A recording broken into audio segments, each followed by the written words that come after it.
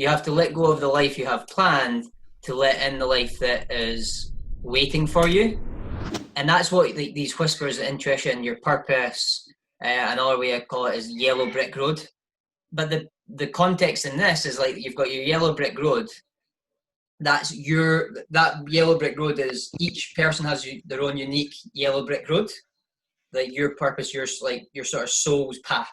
You must follow that, because when you don't follow that and you get off track, that's when people get depression, anxiety, anger, stress, and those signs of stress and negativity are just signs that they're off the yellow brick road, which is their soul life purpose. It's when people don't listen to their whispers that they end off track. Is when they ignore their intuition and focus on their mum or dad's or mentors' advice too much, the authorities' advice too much. The yellow brick road is like your unique path road that was, let's say, created for your life. But if you plan a life before you understand this stuff, it's not, you might as well scrap the plan. You might as well start again, because a lot of the time we're following advice through what's been given to us. So we basically just like our whispers get so quieted down because of the noise of the ego. Our ego is like our past life and our like other voices that become our beliefs. That's where all our beliefs lie, and they can be beliefs that serve us, or they're very like negative and don't serve us at all. And if we just follow that part of our mind, we will probably lose track of what we were born to do.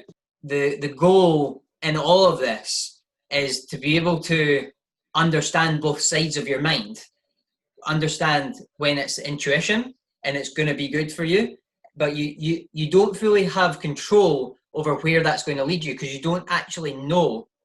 It's almost like leaving the power to a greater power than yourself. It's leaving that yellow brick road thing is already laid out, and we've just to get on it.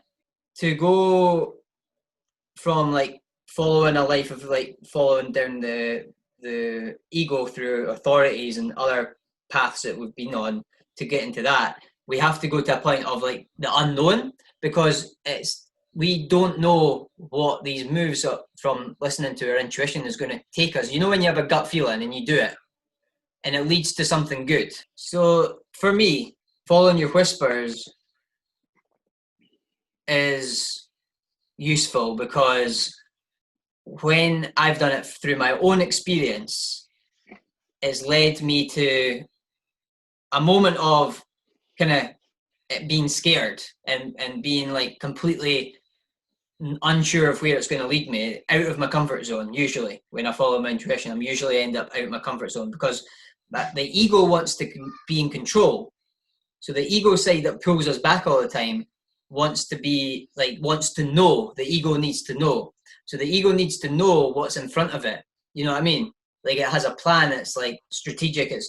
It wants to. It's too logical. It wants to see the steps ahead, so that it isn't taking risks. So it's and all of that. But it's not always right for us. And when we have intuition, we have this like unexplainable need or feeling to do something that doesn't fully make sense to everyone around us, but we seem to want to do it. When I've went for that in mainly the last like 3 years, when I've actually been taking action on my intuition more, it leads me to things that were better than my plan. Synchronistic moments happen often, and synchronicity is usually like a sort of annual event for people. Like when people go like, "Oh, that was so lucky," or they can't believe the fortune, or like how that could possibly happen. It's kind of mind blowing for them. But I've got to a stage in my life where synchronicity is happening on a daily basis. Like it's always happening. like these things are happening all the time. It's like magical things are happening all the time. And now it's like I'm not surprised by them as much anymore because it's happening all the time because I'm so aligned in my vision and purpose and on the yellow brick road that it's just flowing much easier. And this is hard for a logical mind to accept, to get, because it's not logical at all. It's not logical. It's unknown. It's, let's say it's new to you, and it takes faith to trust in something that's unknown. So that's what the difference is between the ego and the genius. And I want to help you understand the ability to use both of them to make your life, blow up your life, to make your life so much better than you realize it could have been.